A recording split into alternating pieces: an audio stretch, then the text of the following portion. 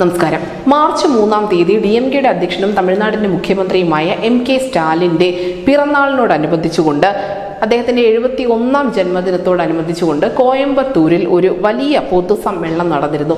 ഈ പൊതുസമ്മേളനത്തിൽ വെച്ച് DMKയുടെ നേതാവ് ഒരു വിവാദ പരാമർശം നടത്തിയിരിക്കുകയാണ്. ആ വിവാദ പരാമർശം ഇപ്പോൾ ദേശീയ തലത്തിൽ തന്നെ ഇടം പിടിച്ചിട്ടുണ്ട്.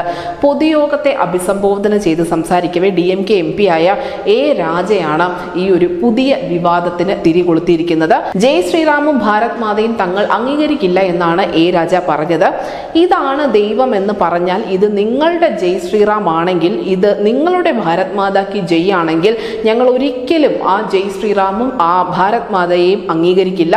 തമിഴ്നാട് അംഗീകരിക്കില്ല. നിങ്ങൾ പോയി പറയൂ, ഞങ്ങൾ രാമന്റെ ശത്രുക്കളാണ്.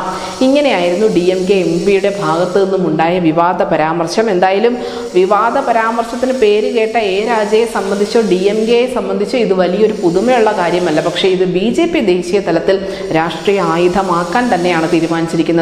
ഇതിൻ്റെ ഏറ്റവും വലിയ ഒരു തിരിച്ചടി കിട്ടാൻ പോകുന്നത് കോൺഗ്രസിനായിരിക്കും. കാരണം ദേശീയ തലത്തിൽ DMK എന്ന് പറയുന്നത് INDA എന്ന കോൺഗ്രസ് നയിക്കുന്ന പ്രതിപക്ഷ മുന്നണിയിലെ വെറും ഒരു സഖ്യകക്ഷി മാത്രമാണ്. അതുകൊണ്ട് തന്നെ ഇതിൻ്റെ എല്ലാ പരിണിത ഫലവും ദേശീയ തലത്തിൽ അനുഭവിക്കാൻ പോകുന്നത് കോൺഗ്രസ് തന്നെ ആയിരിക്കും. നിലവിൽ എന്തായാലും കോൺഗ്രസിലെയും മറ്റ് INDA ബ്ലോക്കിലുള്ള നേതാക്കളുമൊക്കെ ഈ വിഷയത്തിൽ മൗനം പാലിക്കുകയാണോ എന്ന് ചോദിച്ചുകൊണ്ട് അമിത് മാളവ്യ ഉൾപ്പെടെയുള്ള ആളുകൾ രംഗത്തെത്തിയിട്ടുമുണ്ട്. നിലവിൽ എന്തായാലും ഈ A രാജയുടെ വിവാദ പരാമർശം, അതായത് ഞങ്ങൾക്ക് ഭാരത് മാതയും ജയ് ശ്രീറാമും ഒന്നും ഇല്ല എന്നുള്ള വിവാദ പരാമർശം വീണ്ടും BJP ഏറ്റെടുത്തിരിക്കുന്നു. നേരത്തെ എങ്ങനെയാണോ ലല്ലു പ്രസാദ് യാദവ് മോദിക്ക് കുടുംബമില്ല എന്ന് പറഞ്ഞപ്പോൾ അത് BJP പ്രചരണ ആയുധമാക്കിയത്, അതുപോലെ തന്നെയാണ് ഇപ്പോൾ ഈ ജയ് ശ്രീറാമിൻ്റെ കാര്യത്തിലും സംഭവിക്കാൻ പോകുന്നത്. എന്തായാലും പെട്ടുപോയിരിക്കുന്നത് കോൺഗ്രസ് ആണ്. ദക്ഷിണേന്ത്യയിൽ ഇവർക്ക് അതിന് വലിയ ഒരു മറുപടി നൽകേണ്ട ആവശ്യമോ അല്ലെങ്കിൽ വിശദീകരണം നൽകേണ്ട ആവശ്യമോ ഉണ്ടായിരിക്കില്ല. പക്ഷേ ഉത്തരേന്ത്യയിലേക്ക് പോകുമ്പോൾ അങ്ങനെയല്ല സ്ഥിതി.